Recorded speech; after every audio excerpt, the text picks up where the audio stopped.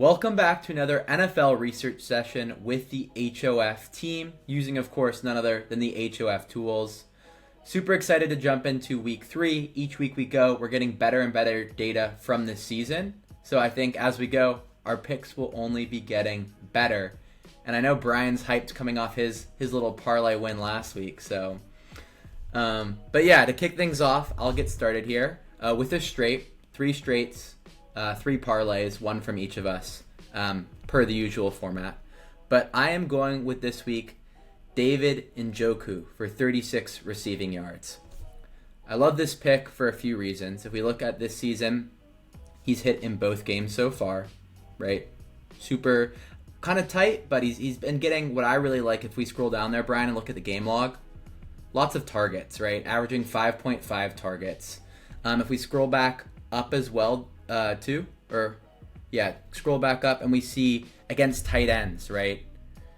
Cleveland are allowing lots of receiving yards to tight ends. So I think this is a game for him to get open, get the ball a lot. And actually, if you scroll back down, Brian, to the recent stat lines, we see Ertz, Laporta in weeks 1 and 2 smashing this line.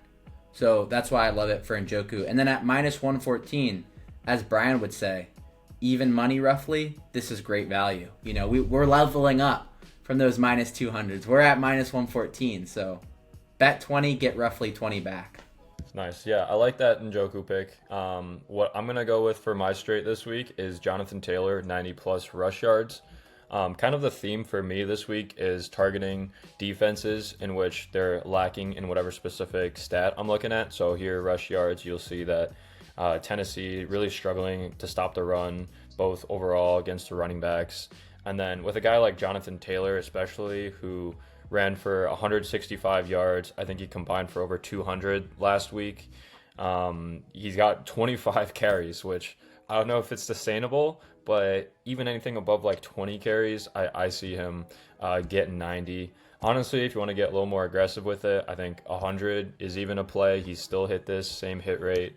And then against previous running backs, you'll see a little bit of a slower start, but I wouldn't consider any of these guys on the same tier as Jonathan Taylor, especially since last year against the Titans, he put up 218 rush yards. So he's absolutely smashed this line. Like I said, I'll probably take 90, but I think 100 is safe for even more value as well. All right, Brad, talk to the people, bro. Let them know what's up. What are we rocking with this week? Oh, this week we're rocking with CeeDee Lamb over 26 longest reception. He's hit in both games this season and 76% of the combined games from this season and last season. And he's averaged 31.5 yards for longest reception in that time frame. So I really like this pick. The Bears ranked 24th in receiving yards given up this year, allowing almost 10 yards per pass play, and just gave up 334 passing yards to Jared Goff last week.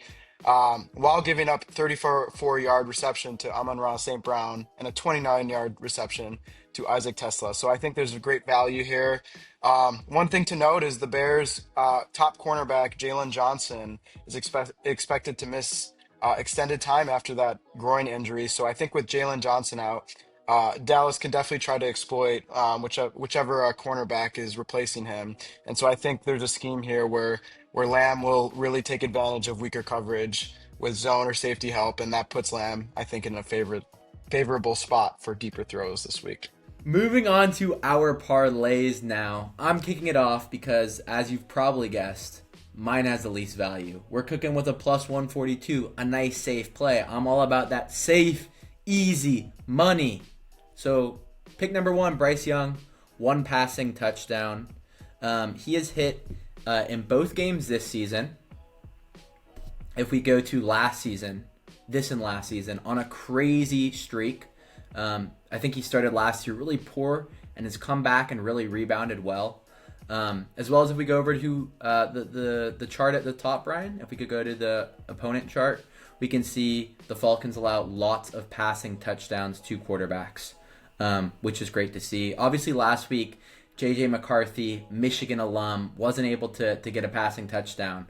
But other than that, quarterbacks have been on an absolute roll against that Falcons defense. So I feel like this is a great pick for this week. Moving on to our second pick now. We have Olamide Zaccheaus for 2 receptions. What I really love about this pick is obviously Zaccheaus has changed teams, so it makes it more difficult to predict how many receptions they'll be getting. But in week 1 and 2, we got really strong indicators, and the main one being his targets. If we go over to the usage share chart, we can see he is averaging 6 targets per game. So to get 2 receptions from that should be really strong. Him and Williams clearly showing good chemistry there, as well as him hitting comfortably in both weeks 1 and 2.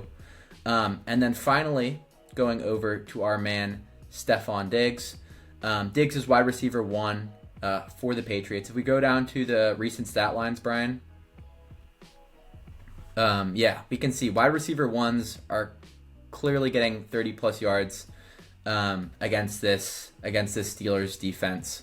As well as if you scroll up to Diggs, although it may look like in those early weeks, right, like he barely scraped 30 yards last week, in terms of targets and receptions, like he's still getting plenty of targets, plenty of receptions. I think that, that relationship with May will only continue to prosper or to bloom, to blossom.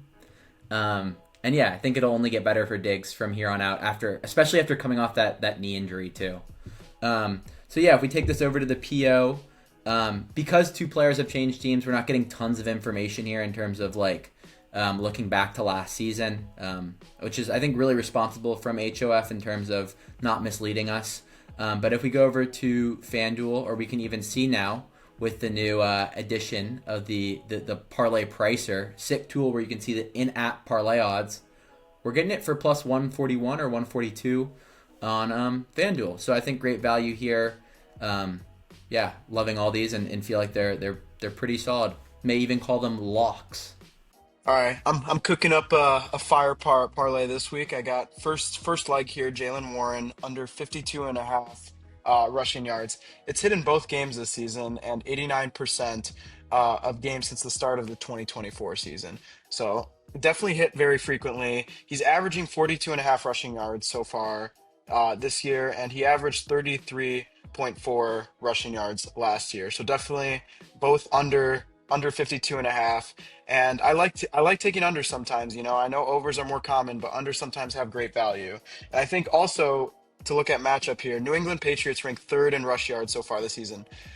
So they allowed 39 rushing attempts for 117 yards so far. So not a lot of rushing here, and they held Devon Achane to 30 yards and Ashton Gianti to 38 yards for the first 2 weeks.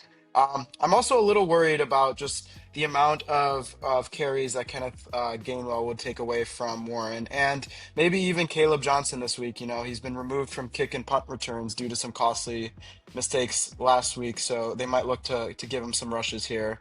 And also just the O-line for the Steelers hasn't been great either for running lanes. Pro Football Focus ranks them, the Steelers offensive line, 25th in run blocking through the first 2 games of 2025. So I really like this pick here. My next pick is Bijan Robinson over 100 rushing and receiving yards.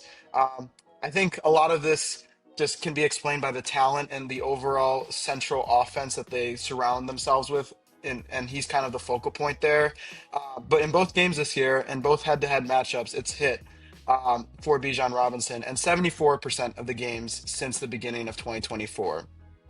Carolina is also ranked 26th so far this season for giving up rushing yards against running backs. So we like the value there on the defensive matchup. And last season, they gave up very high total scrimmage yards to running backs, I would say, in the same tier, such as Bucky Irving, James Conner, Rico Dowdle, Alvin Kamara, and Saquon Barkley. So they're definitely giving up a lot of rushing yards, and I think this is a huge game for Bijan to really go out there and tear it up. And my last pick, I'm going to have to root for one of my favorite teams here with Lamar Jackson, 2+ passing touchdowns here. They're playing Detroit, and they rank 26th in pass touchdowns given up so far this season. They gave up already 2 passing touchdowns to Caleb Williams and Jordan Love so far, and they've played pretty solid against the rush, giving up only 63 yards to DeAndre Swift and 66 yards to Josh Jacobs. So I'd expect the Ravens might be passing a little bit more here. Lamar Jackson's hit in both games this season and 76% of the games this season and last season. I think he's made it his mission to start passing it more after some allegations that he's a run first quarterback. So I think he's going to continue rolling with the passes here and throw some touchdowns. And he's just overall playing very efficiently right now. In terms of completion, touchdown rate, pass yardage, in 2 games, he's had 33 completions on 48 attempts. He's had 434 passing yards, 6 touchdowns, and zero interceptions. So he's very effective at getting into the red zone. So I think the opportunities will be there for him to throw some passing touchdowns. If you go over to the right on the bet slip here, we got pretty good odds, as you can see, from the hit rates there, all in the greens, which is great in terms of this season and overall last season as well. So we're getting it for FanDuel. Best odds are at plus 324. So if we go over there, we're going to have pretty good value there. All right, we got 2 solid parlays on the board, same as last time. Now it's for the one that will hit, which, not to toot my own horn or anything, but I did cash last week. It was nice, like plus 450, I think it was. So let's keep it going this week. I got 3 legs here today. First one, going back to the well this time. Jared Goff, he's been amazing thus far once again this season. This season and towards the end of last season, playing the Ravens this week. That's Monday Night Football, actually. If we go over to our leaderboards tab, I'm looking at opposing passing yards, defense, so most allowed, and you'll see Ravens are right up there next to the Patriots, giving up tons of passing yards. 220, I think, is an easy cash for a guy like Jared Goff, who, some would say he's a top 5 quarterback in the league. At minus 253, implied odds are great here, so that's leg number 1 for me. My second pick for the parlay is going to be DJ Moore, wide receiver. It's debatable if he's wide receiver 1 on the Bears, but he gets those targets anyways. He's had a slower start to the season, but still he's crushing this 40 yards line. And if we look back to the last 10 games, crushed this every single game, hit it with no issues, honestly. And especially against a Dallas defense, which if we reference back to the opposing pass yards that we saw from this year, we'll see Cowboys are right up there as well, and as well as the Bears. So I'm targeting actually both of these teams here with DJ Moore and then with CeeDee Lamb. So this is my third pick, CeeDee Lamb at 90 plus receiving yards. It is a little bit of a higher odds. It's plus money. I was considering 80 or 90, but I think 90 is honestly safe as well. I would probably take him for 100. Just in that, obviously, really hot start to the season once again. 8 receptions off 12 targets per game. He's a clear wide receiver, number 1. And then we saw Amon-Ra St. Brown put up 115 yards against Chicago last week. I anticipate this being something similar. Honestly, I would even consider it any time, as you see with these rankings, but we're targeting weak defenses, and it worked for us last week. We hope to cash again. So I'm at a plus 313. Shout out Detroit 313. But yeah, I'm loving this. We got 3 great parlays on the board. Make sure to check back in with us next week to see how those turned out. But thanks again to everyone who tuned in here today. Let us know who you're taking in the comments below, and don't forget, you can see the same tools, use all these cool features on HOF. Make sure you use code HOFYT. That's 50% off your whole first month, and then 7 days for free. So I don't know a deal that gets much better than that.